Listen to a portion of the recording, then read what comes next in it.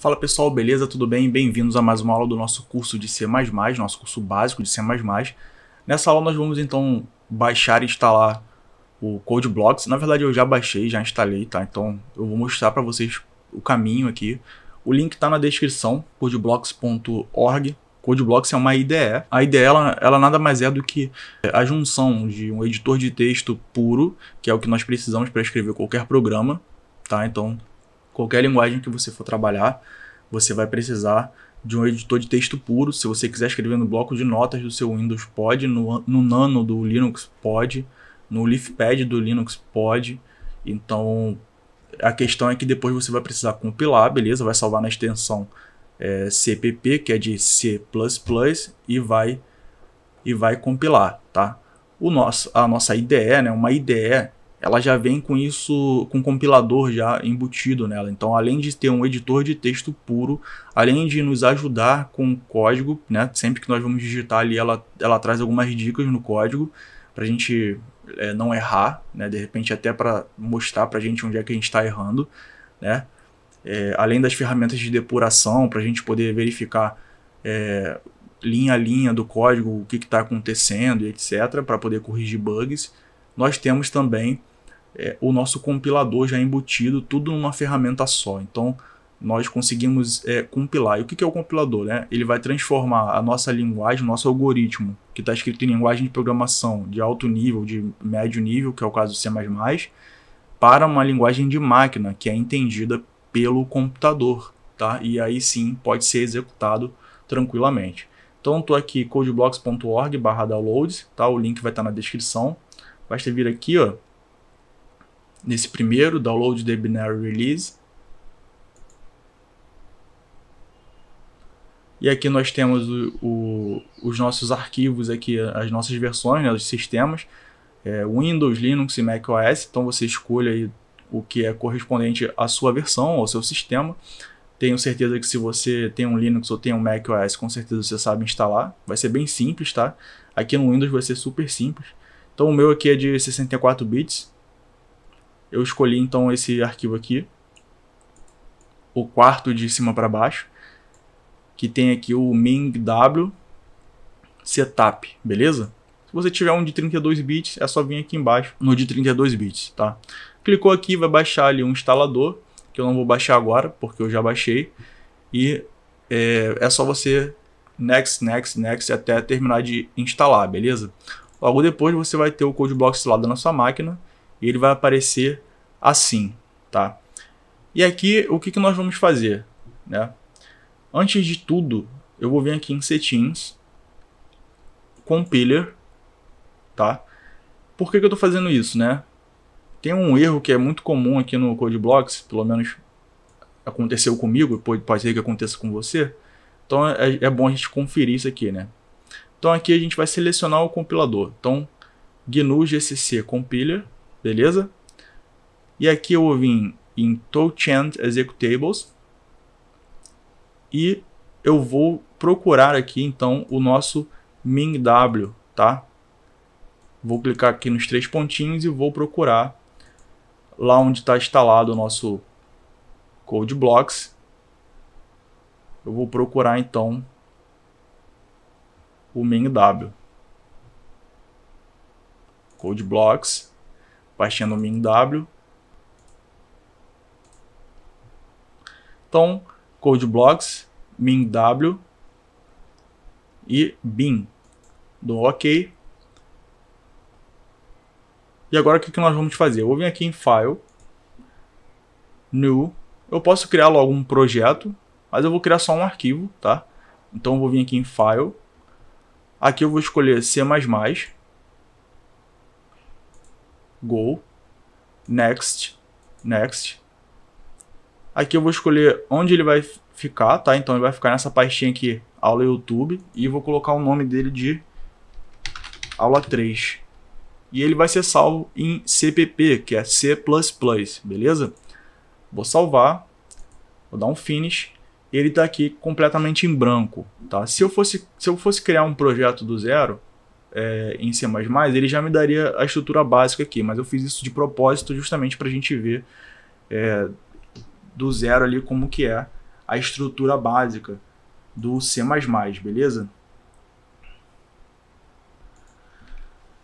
Bem, então nossa primeira linha de código, né, ela tem que ser essa aqui, ó, include. E o que é um include? O include, né, então eu coloquei ali hashtag include. Se eu aumentar essa letra aqui um pouquinho, peraí, é só apertar o Ctrl e mexer no scroll aqui do mouse. O que é um include? O include, né, serve para poder, o nome já diz, né, incluir, e aí eu vou incluir o que? Bibliotecas, tá? E o que são bibliotecas? Eu não sei se eu cheguei a comentar isso nas aulas teóricas, mas uma biblioteca, numa linguagem de programação, nada mais é do que um conjunto de arquivos e códigos e tal com uma certa funcionalidade, tá?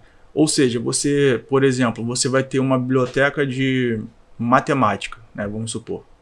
Você já tem ali uma biblioteca que existe várias funcionalidades em relação à matemática, várias fórmulas, etc. Você não precisa criar de novo, certo? E isso que é o importante, que é o bom, né, na programação, que você não precisa ficar recriando a roda toda vez que você for programar, tá? Então, essas bibliotecas mais complexas, elas vão sendo criadas e automaticamente elas vão entrando ali, vão sendo incluídas ali no nosso programa, né, com o decorrer do tempo. A nossa linguagem vai criando esses pacotes, né, de código que nós podemos incluir logo no início ali do nosso programa, e a gente não precisa ficar repetindo o código o tempo inteiro e aí se preocupar somente com aquela funcionalidade que nós queremos criar, beleza? Basicamente isso, não sei se eu expliquei bem, tá? Qualquer coisa deixa dúvida aí nos comentários, tá?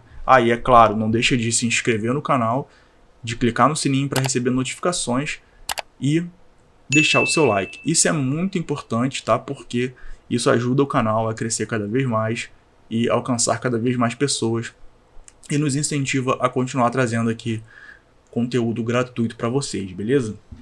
Então, beleza. Feito isso, eu vou incluir então a biblioteca IOString, tá? E o que é a biblioteca IOString? Então, nós temos essa biblioteca que serve para comandos de entrada e saída. Ela basicamente vai me dar aquela funcionalidade de entrada e saída. Eu quero imprimir alguma coisa na tela, é ela que vai trabalhar. Eu quero receber alguma coisa do usuário, é ela que vai trabalhar, tá? Então, ela vai me permitir trabalhar com comandos de entrada e saída, tá? A nossa próxima linha aqui, que é obrigatória aqui no nosso programinha, tá? É o Using Namespace std. O Using Namespace, né? O Using Namespace std, ele é padrão, então nós temos que criar essa linha aí para os nossos programas, tá? É como se fosse uma forma de organizar as nossas bibliotecas, tá? Então eu poderia, por exemplo, separar as minhas bibliotecas por funcionalidade e criar vários namespace, tá? Eu poderia ter vários namespace com as bibliotecas separadas, mas não se apegue a isso agora, tá? Só entenda que o Use Namespace serve para isso, tá? Então nós temos então uma organização de bibliotecas std, beleza? Que é o padrão aí do nosso C++, tá? Então até agora nós temos o básico do básico, tá? Então agora eu vou criar aqui um int main, abre e fecha parênteses, abre e fecha chaves. Então vamos lá. O que significa isso aqui? Primeiro, o int. Int nada mais é do que ele está indicando que a minha função aqui, né, que essa função main vai retornar um valor inteiro. Lembra lá das variáveis, dos tipos de variáveis?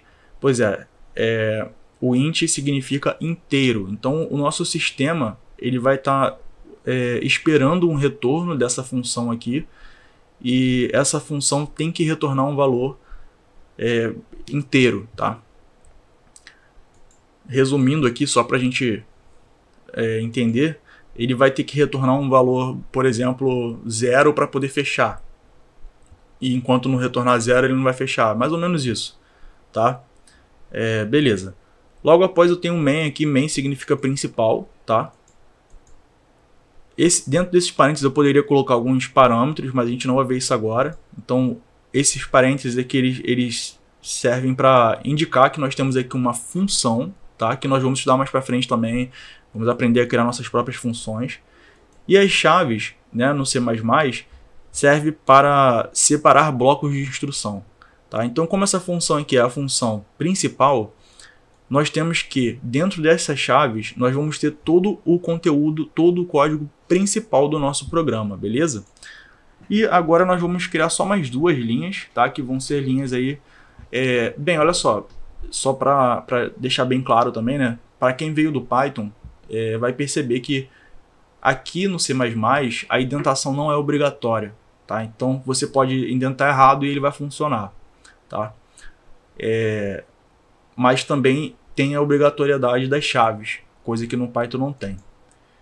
Então vocês vão me ver indentando e colocando espaços em branco, etc. Porque eu gosto de ver o meu código organizado, e quanto mais limpo, melhor, mais fácil de entender e de manutenir, beleza?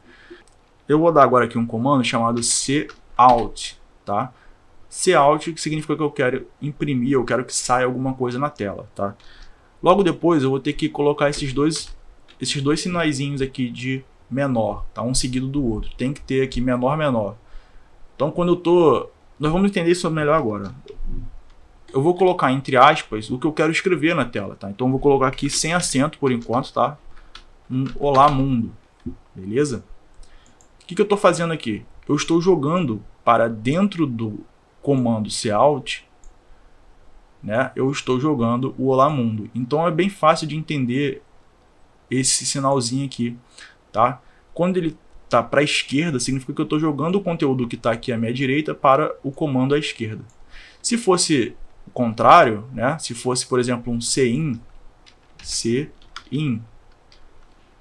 e tivesse aqui para a direita, eu estaria jogando, então, qualquer coisa que viesse para o cin, ou viesse da tela, do console, tá? O C é de console. Então, qualquer coisa que viesse do console para dentro do programa, ele seria jogado para a minha direita. E aí eu poderia jogar para dentro de uma variável, por exemplo. Mas isso nós vamos ver mais para frente.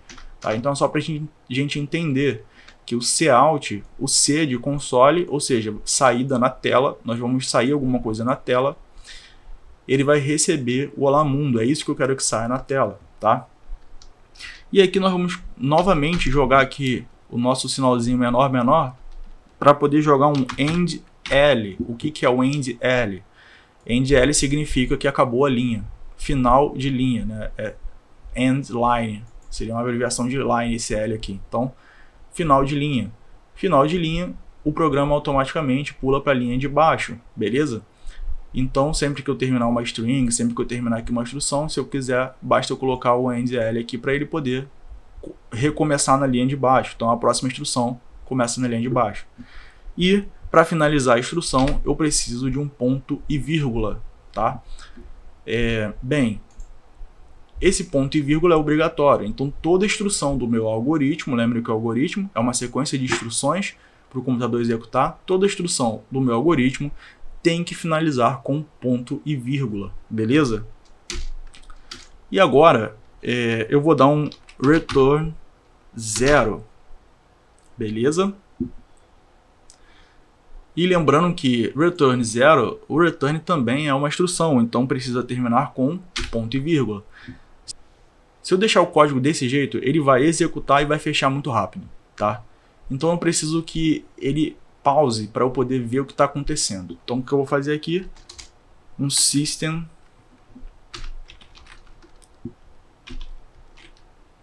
pause, tá? Então system é uma função que vai mandar o programa executar algum comando, né? E esse comando é o pause. Ele vai pausar até que eu tome alguma atitude, clique em alguma coisa para que ou aperte alguma tecla para que ele possa dar continuidade e partir para a próxima instrução. Então vou executar novamente. Ó, aqui ele compilar e executar, e aqui é só executar. E aqui compilar, tá? Eu vou compilar e executar. Beleza, executou aqui, ó. Olá mundo, pressione em qualquer tecla para continuar. Tá? Em princípio, o que eu queria passar para vocês nessa aula é isso. o nosso programa ele precisa ter essa estrutura básica aqui. É bem diferente, né, de Python. Quem viu aí, vai aparecer um link aí para nossa playlist do curso completo de Python. Esse mesmo programinha aqui para Python, basta em uma linha eu consigo fazer isso aqui, né, um print olá mundo, só isso, tá? Então é bem diferente, né, mas é isso aí, tá? Então é interessante que vocês entendam o que está acontecendo aqui, linha a linha, tá? Para a gente poder evoluir nas aulas, beleza? Então é isso aí, pessoal. Um grande abraço. Espero que tenham gostado e até a próxima.